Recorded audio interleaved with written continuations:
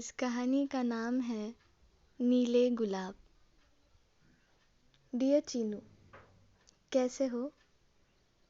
वो मीना आंटी आए थे छोटे से मिलने। कह रहे थे कल तुम वापस आ रहे हो तो तुम्हारा कमरा सजाने में वो उनकी मदद कर दे, और कल शाम की दावत का न्योता भी देकर गए हैं। कल कल तुम मेरे सामने होंगे, ये सोचकर ही दिल की धड़कनें इतनी तेज हो रही है। न जाने जब तुम सच में सामने आओगे तो क्या होगा। कुछ दिनों पहले ही तस्वीर देखी थी तुम्हारी। काफी बदल गए हो। चेहरे को दाढ़ी ने ढक लिया है, बिखरे बाल भी अब सलीके से रहते हैं, मगर आंखों में वो मासूमियत बरकरार है।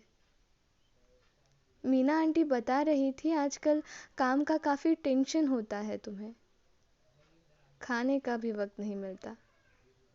मगर सुनो, कल प्लीज हो सके तो थोड़ा ही सही पर कुछ वक्त निकाल लेना ना मेरे लिए।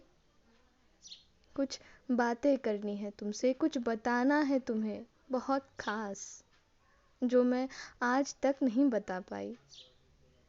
बताना है तुम्हें कि जब तुम नए नए हमारे पड़ोस में रहने आए थे और हर अगले दिन बड़ी शराफत से कभी चीनी तो कभी आटा लेने मेरे घर पहुंच जाते, तभी 4 साल के चिन्मय को देख 6 साल की खुशी अपना दिल हार बैठी थी। माथे पर बेतरतीब बिखरे बाल, वो बड़ी बड़ी आंखें और चेहरे पर वो जानलेवा भोली सी मुस्कान। कैसे कोई इतना प्यारा हो सकता है।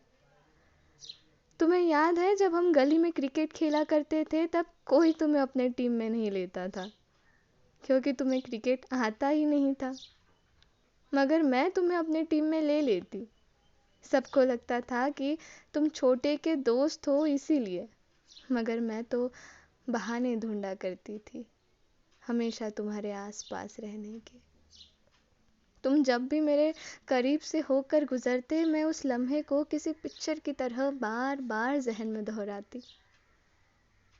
छोटे के साथ तुम्हें मैथ्स पढ़ाते वक्त भी मैं जानबूझकर तुम्हें ज्यादा डांटती, क्योंकि जनाब गुस्से में जो आप अपनी छोटी सी नाक लाल करके धीरे से कुछ बुदबुदाते थे ना, इधर मेरी सांसों का हिसाब चुक जाता था। पहले तुम्हारी बेपरवाह सी चेहरे पर खिंची टेढ़ी मुस्कान, वो दाहिने कान के नीचे वाला तिल, और फिर तुम्हारे शर्ट की सिलवटें। हर सिलवटों पर इस दिल का टुकड़ा हटका सा था। वो 2011 की बात होगी। तुम्हारे कॉलेज के किसी थिएटर एक्ट के लिए मैं तुम्हारी रिहर्सल ले रही थी, और तुमने दुष्यंत कुमार की वो कविता इतने शिद्दत से पढ़ी कि मेरे पेट में बटरफ्लाईज नाच रही थी, गा रही थी, बस नाचते ही जा रही थी। तब भी मैंने तुम्हें एक खत लिखा था, और आज भी लिख रही हूँ। क्या करूँ, ये मुंही शैतान तितलियां ऐसे चुप ही नहीं होती। मैं अक्सर ये सोचती हूँ कि तुम मेरे बारे में क्या सोचते होंगे। दुनिया जानती है मैं कितनी बड़बड़ी हूँ, पर तुम्हें तो खामोशी पसंद है। मगर प्लीज इस बार जब मैं अपनी पूरी हिम्मत बटोर कर तुम्हारे सामने सब सच कह रही होगी, तब भगवान के लिए तुम खामोश मत रहना। इकरार नहीं तो ना सही, मगर अपना इनकार जरूर सुना देना।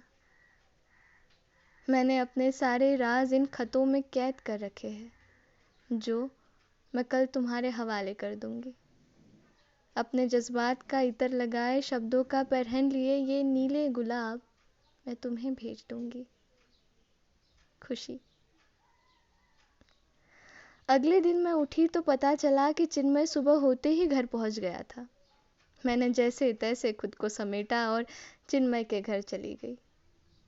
पूरा घर छान मारा, चिन्मय का कहीं पता नहीं लगा, पर उसके कमरे में वो मैं देखते ही हैरान हो गई, और दौड़ते दौड़ते अपने कमरे में आई तो देखा वहां अपने खतों की जगह एक और खत रखा हुआ था, जिस पर दुष्यंत कुमार की वही कविता लिखी हुई थी। तो किसी रेल सी गुजरती है, मैं किसी पुल सा थरथराता हूँ। एक जंगल है तेरी आंखों में, मैं जहाँ राह भूल जाता हूँ। बस इतनी सी थी ये कहानी।